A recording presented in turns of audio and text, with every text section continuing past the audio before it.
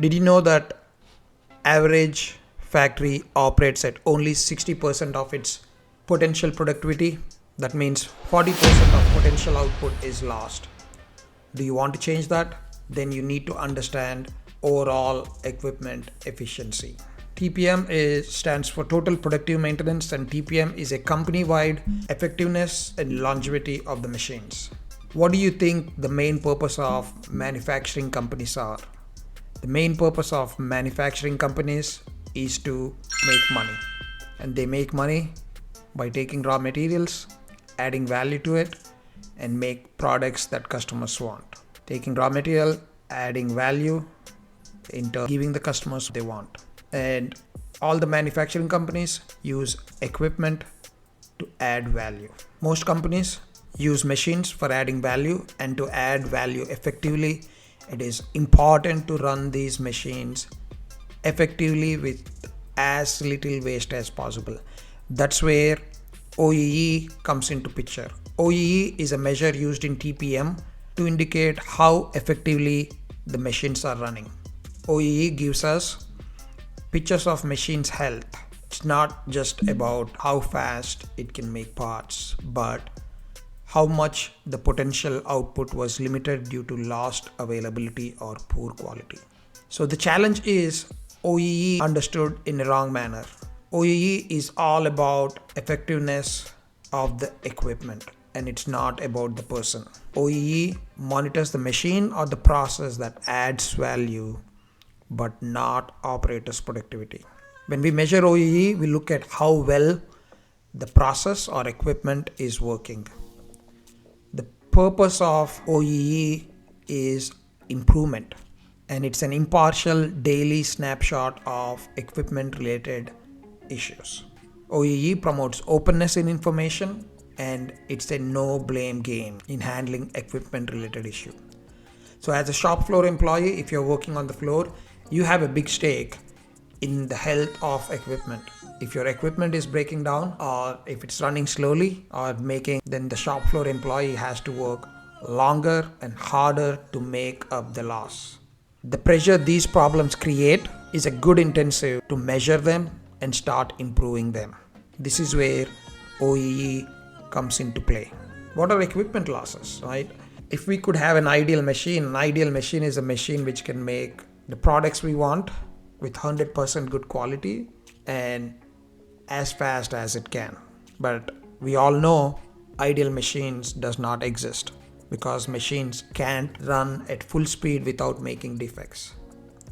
This is where OEE is a measure which takes into account the availability, the performance and quality aspects of a machine.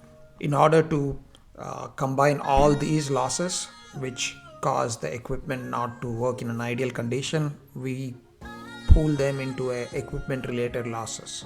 And these losses are broken down into availability downtime losses, which is an equipment failure, broken part, broken gearbox, failed motor, failed cylinder that we had to replace, and setup time. When we do a product change, we had to incur downtime in setup time.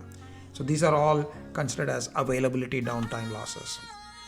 Next one is performance speed losses, which is minor stoppages due to a guide or due to a material issue, and reduced operating speed is to making less scrap or offset material issues.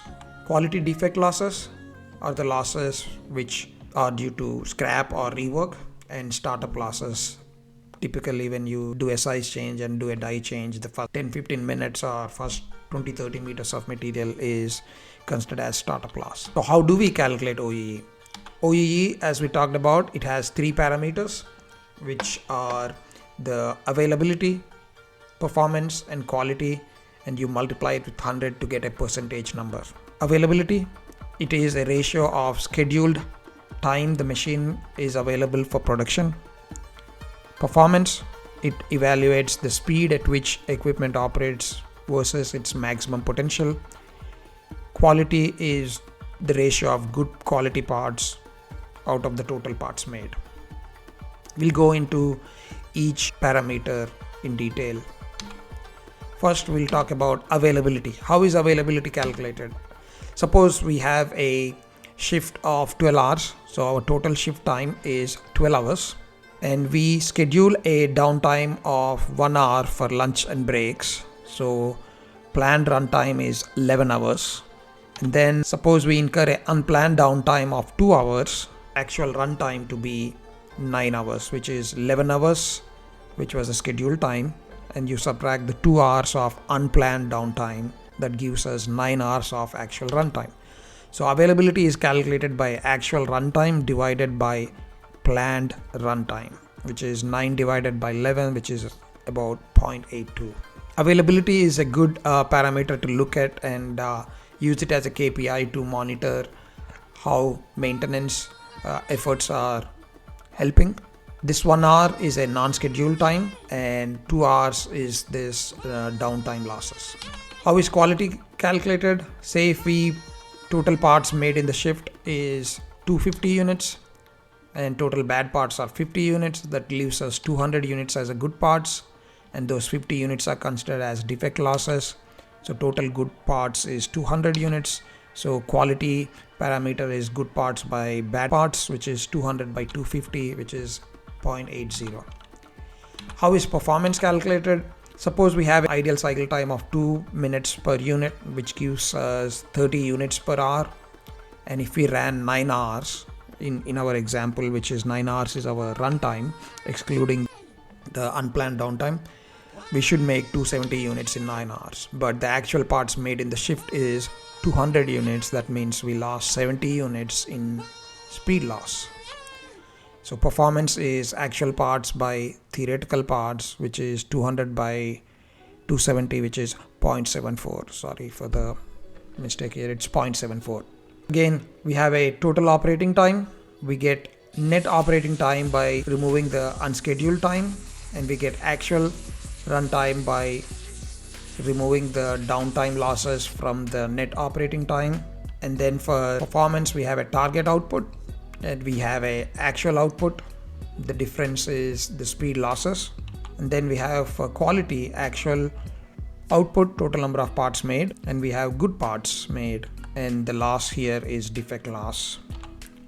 So how do we calculate OEE? We calculate OEE by, which is availability times performance times quality times 100, which gives a OEE percentage. So in this we take actual runtime by net operating time gives us availability.